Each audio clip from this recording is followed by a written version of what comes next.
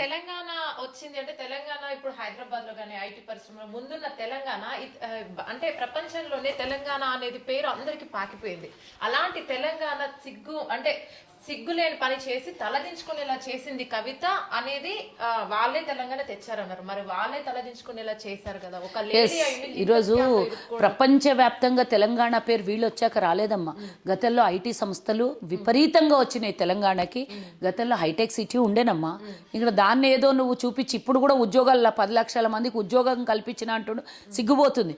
Private ఉద్యోగాలన్నీ నేను ఇచ్చినానంటే ఏ సంస్థలు పనిచేసిన మోదీ అన్నాడు చూడండి, పకోడీలు వేస్తే కూడా ఉద్యోగాలు ఇచ్చినట్టు అన్నట్టు ఇక్కడ ప్రైవేట్ సంస్థలలో పనిచేసే వాళ్ళకి 10 లక్షల మందికి నేనే ఉద్యోగం కల్పించినానంటే నువ్వు రాకముందు కొన్ని లక్షల మందికి హైటెక్ సిటీలో ఐటీ సంస్థలు ఎన్నో విదేశీ పెట్టుబడులు తెలంగాణ అంటే ఆ రోజు ఉమ్మడి రాష్ట్రంగా హైదరాబాద్ మహానగరంగా ఉన్నప్పుడు ఎన్నో పెట్టుబడులు వచ్చినాయి. నువ్వు వచ్చినాక కొత్త ఏం కాదు, సరే ఆల్రెడీ అభివృద్ధి చెందిన రాష్ట్రం కాబట్టి వచ్చింటాయి. కానీ ఈరోజు మీరు అడిగిన ప్రశ్నకి ఈ క్వశ్చన్ నేను ఆన్సర్ ఎందుకు చెప్పాల్సి వచ్చిందని తను గొప్పలు కాదు. ఇది తెలంగాణ హైదరాబాద్ గొప్ప. ఇది నువ్వు కాదు, నీకన్నా ముందున్న పరిపాలకులు కాంగ్రెస్ హయాంలో ఔటర్ రింగ్ రోడ్ తెచ్చింది, ఎయిర్పోర్ట్ కట్టింది, ఐటీ సంస్థల్ని నిర్మాణం చేసింది, హైటెక్ సిటీని నిర్మాణం ఎన్నో రకాలుగా కొన్ని వేల లక్షల మందికి ఉపాధిని కల్పించింది కాంగ్రెస్ ప్రభుత్వం. ఆనాటి కాంగ్రెస్ ప్రభుత్వం. ఇంకా కొంచెం చెప్పాలంటే చంద్రబాబు నాయుడు హయాంలో కూడా అభివృద్ధి జరిగింది. దానికే చెప్పుకోవాలి. కానీ నేను వచ్చి అభివృద్ధి చేసినా, నేను వచ్చి ఇది చేసినా అని చెప్పుకునే ముందు నిజంగానే మీరు అన్నట్లుగా ఈరోజు ప్రపంచ దేశాల్లో తెలంగాణ పేరు వినబడ్డప్పుడు తను చేసిన తప్పుకి తెలంగాణ తల వంచుతుంది అనే మాట్లాడడానికి నీ స్కామ్లకి తెలంగాణ ప్రజలకి ఏంటి సంబంధము? నువ్వు సంపాదించిన 20,000 కోట్లు, 30,000 కోట్లు, 1,00,000 కోట్లు, నువ్వు ఈరోజు జూబ్లీ హిల్స్లో కట్టుకున్న ఇల్లు 135 కోట్లతో కట్టుకున్నావు, బెంగళూరులో 100 కోట్లతో కట్టుకున్నావు, బుర్జు ఖలీఫాలో ఇల్లు కట్టుకున్నావు. ఇవన్నీ ఏమన్నా తెలంగాణకి నేను అడుగుతా, సరే నేను ఒప్పుకుంటా. మీ సంపదన మొత్తం తెలంగాణ జాతికి అంకితం చేయండి.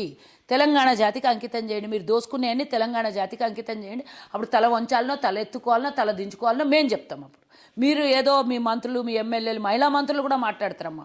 మహిళలకు కూడా ఎవడు చచ్చిపోయినప్పుడు ఇండ్ల దగ్గర పోలేదు, ఏ ఆడపిల్ల చచ్చిపోతే వాళ్ళకి కనీసం సంఘీభావం తెలపడానికి పోనటువంటి ఈ మహిళా మంత్రులు, మహిళా ఎమ్మెల్యేలు కూర్చొని కవితకేమో జరిగితే అగ్గి అయిపోతుందంట తెలంగాణ. ఎందుకు అగ్గి అవుతుంది కాదు, నిజంగానే ఆ రోజు మ్యాచ్ బాక్స్ దొరకలేదు. కానీ ఈసారి మాత్రం గిగ్గి అంటే ఉందంత మంది మీద తెలంగాణ ప్రజలు అంత ఉక్రోషంతో కోపంతో ఉన్నారు. ఈరోజు బోర్డు మారింది. కవిత గారు పెట్టిన మీటింగ్ కి చాలా మంది వెళ్ళారు. సత్యవతి వెళ్తారమ్మా, వాళ్ళకేంది పుణ్యానికి వచ్చిన పైసా, తెలంగాణ ప్రజల రక్తం పిండి తాగినటువంటి పైసా. అది ఏడికన్నా పోతారు, ఎన్ని ఫ్లైట్లన్నా పెట్టుకుంటారు, ఏమన్నా చేస్తారు. 6,000 మందితో మీటింగ్ పెడతారు, ఈ నుంచి 5,000 మందిని తీసుకొని పోతారు. వాళ్ళకు వచ్చిన నష్టం ఏంది? సొంతంగా ఒక ఎయిర్ప్లేనే తయారు చేసుకున్నాను. ఇందాక నేను ఒక కార్టూన్ చూపించబోయాను. ఇందాక తెలంగాణ రాకముందు ఇస్త్రీ బట్టలు కూడా కానన్నటువంటి కేటీఆర్ ఈరోజు తెలంగాణ వచ్చిన తర్వాత హైదరాబాద్లో ఉన్న ప్రతి సంస్థలో ఆయనకు వాటా. ప్రైవేట్ సంస్థలు ఎంత పర్సెంటేజ్ వాటానో నాకు తెలియదు.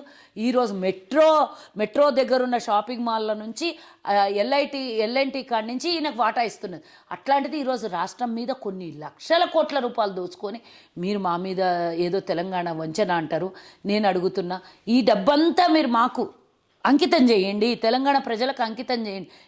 తెలంగాణ జాతికి అంకితం చేస్తే సరే, ఆ పూట కన్నా కవితను కాపాడే ప్రయత్నం ఏమైనా చేస్తాం. నువ్వు దోచుకున్న పైసా అంతా తెలంగాణ ప్రజలకు అంకితం చేయి. 4 కోట్ల మందికి. ఈరోజు ఒక మహిళగా నేను కూడా నీకు ఎంకరేజ్ చేస్తాను. దమ్ముందా బయటికి ది, కాళేశ్వరం స్కామ్ ది.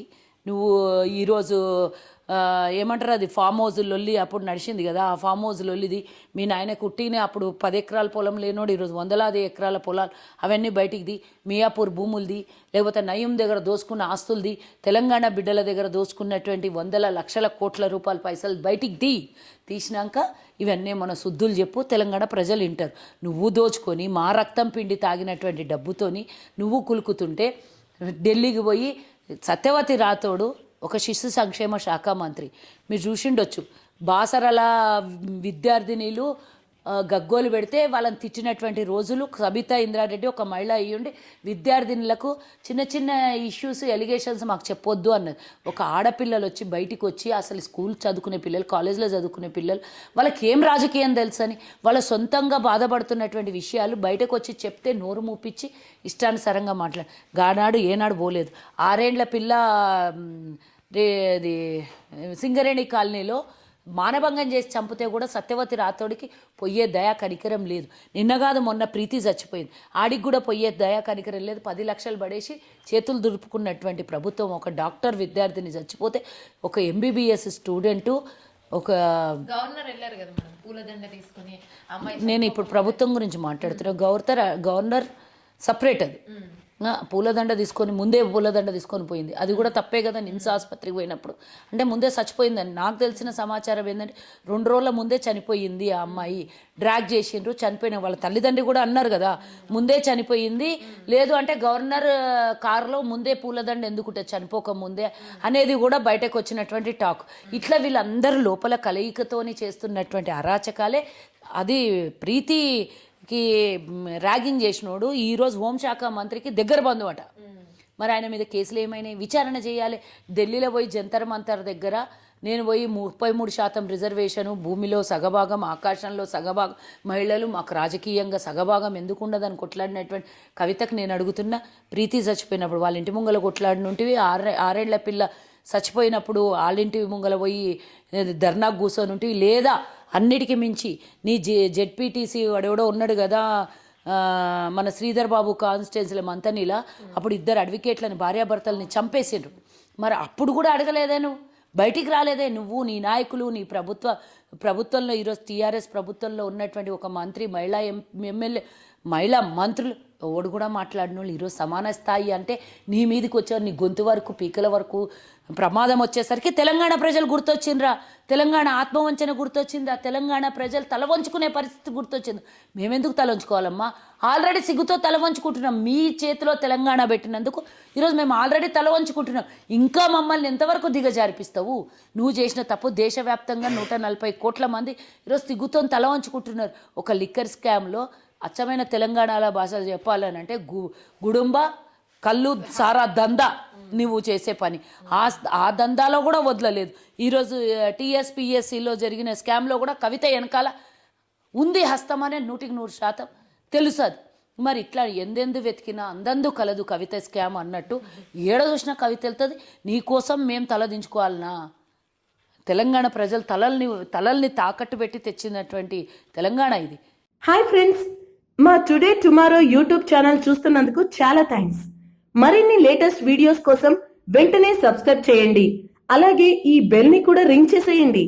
మా నోటిఫికేషన్స్ అన్ని మీ మొబైల్లో వస్తాయి. అలాగే మా వీడియోస్ మీకు నచ్చితే లైక్ చేయండి, షేర్ చేయండి, నచ్చకపోతే కామెంట్ చేయండి.